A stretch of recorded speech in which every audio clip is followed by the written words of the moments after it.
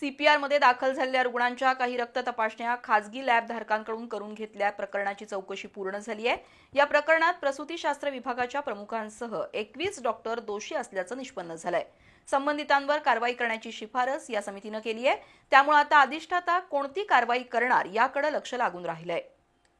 सीपीआरची स्वतःची सुसज्ज रक्त तपासणी प्रयोगशाळा असतानाही रुग्णांना खासगी प्रयोगशाळेकडून तपासण्या करून घेण्यासाठी भाग पाडलं जात होतं। छत्रपती संभाजी ब्रिगेडनं हे प्रकरण धसास लावून संबंधितावर कारवाई करण्याची मागणी केली होती। अधिष्ठाता डॉक्टर सदानंद भिसे यांनी या प्रकरणाची गंभीर दखल घेत त्रिसदस्यीय चौकशी समितीची नियुक्ती केली होती।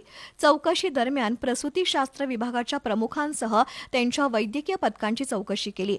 त्यामध्ये गेल्या महिन्यात सुमारे 21 रुग्णांच्या सीबीसी, एचबीएस तसंच अन्य रक्त तपासण्या खासगी लॅब धारकांकडून घेण्याचा सल्ला डॉक्टरांनी दिल्याचं उघड झालंय। संबंधित रुग्णांचे खासगी रक्तपेढीच्या प्रतिनिधींनी रक्ताचे नमुने सीपीआरमध्ये घेऊन थेट रुग्णांकडून शुल्क आकारलं होतं।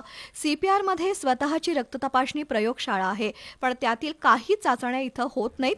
तसंच रुग्णांवर तातडीनं उपचार करणं आवश्यक असल्यानं अटीतटीच्या परिस्थितीत बाहेरील प्रयोगशाळांचा आधार घ्यावा लागलाय असा खुलासा संबंधित डॉक्टरांनी केला।